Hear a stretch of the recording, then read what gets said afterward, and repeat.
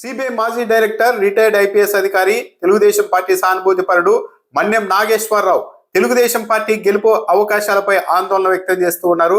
ఈరోజు bill gate Chandrababu Naidu గారిని కలిసిన నేపథ్యంలో మన్యం నాగేశ్వరరావు ఒక ట్వీట్ చేశారు.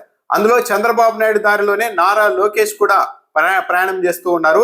2004-2019 ఎన్నికల ఫలితాల నుంచి తండ్రి కుమారుడు ఇద్దరు ఎలాంటి పాఠాలు నేర్చుకున్నట్టుగా కనిపించడం లేదు.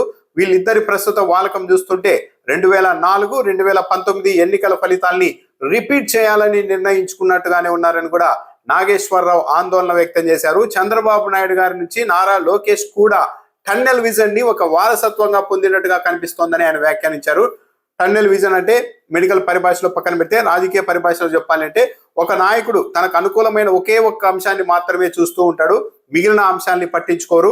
మిగిలిన అంశాల గురించి కూడా పట్టించుకోండి అని ఎవరైనా సలహాలు సూచనలు ఇచ్చినా కూడా దాని వ్యతిరేక భావనతోనే స్వీకరిస్తూ ఉంటారు. అదే టన్నెల్ విజన్ అంటే తమకు అనుకూలమైన ఒకే ఒక్క అంశం మీద మాత్రమే నాయకుడు పనిచేస్తూ ఉంటారు.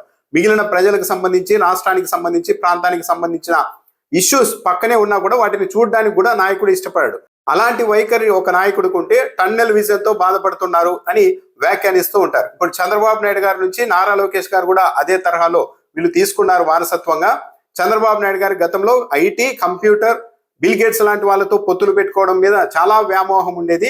ఆ కారణంగానే గ్రామీణ ప్రాంతాల్ని, చిన్న చిన్న పట్టణాల్ని, చివరకు తెలుగుదేశం పార్టీ క్యాడర్ ని కూడా చంద్రబాబు నాయుడు పట్టించుకోలేదు. దానివల్ల 2004-2019 ఎన్నికల్లో తెలుగుదేశం పార్టీ ఘోరంగా ఓడిపోయింది. ఇప్పుడు చంద్రబాబు నాయుడు గారే కాదు, నారా లోకేష్ కూడా అదే పంతాలో వెళ్తూ ఉన్నట్టుగా అనిపిస్తోంది. టన్నెల్ విజన్ కారణంగా అంటే ఒకే అంశం మీద వీళ్ళు పనిచేస్తూ ఉన్నారు. ఇలా బిల్ గేట్స్ వాళ్ళతో కలవడం, ఐటీ, కంప్యూటర్ అంటూ తండ్రి కుమారుల వాలకం చూస్తూ ఉంటే 2019 ఎన్నికల ఫలితాల్ని వచ్చే ఎన్నికల్లో మళ్ళీ రిపీట్ చేయాలని వీళ్ళిద్దరూ నిర్ణయించుకున్నట్టుగా కూడా ఉంది అని నాగేశ్వరరావు అభిప్రాయపడుతున్నారు. ఎవరైనా పద్ధతి మార్చుకోండి అని సలహా ఇస్తే దాన్ని ఒక వ్యతిరేక విమర్శగా తీసుకొని కొట్టిపారేస్తూ ఉంటారు.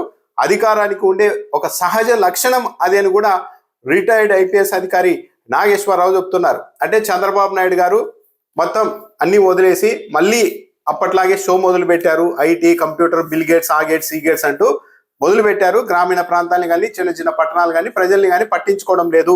వీళ్ళకి అనుకూలమైన ఒకే ఒక అంశం మీదే పనిచేస్తూ ఉన్నారు అన్నది నాగేశ్వరరావు గారి అభిప్రాయం. తెలుగుదేశం పార్టీ నాయకత్వం పార్టీ క్యాడర్ ని కూడా పట్టించుకోకపోవడం వల్లే 2004-2019 ఎన్నికల్లో ఘోరంగా ఓడిపోయింది అని నాగేశ్వరరావు చెబుతూ ఉన్నారు. అంటే తెలుగుదేశం పార్టీ కార్యకర్తల పట్ల కూడా ఈయన కన్సర్న్ గా ఉండడం ఇక్కడే అర్థమవుతోంది. ఆ విధంగా తెలుగుదేశం పార్టీ కార్యకర్తలు కూడా బాగుండాలని అభిప్రాయపడుతున్నారు. సో మొత్తం మీద తెలుగుదేశం పార్టీ మంచి కోరే వ్యక్తిగానే ఈ నాగేశ్వరరావు గారిని చూస్తూ ఉంటారు.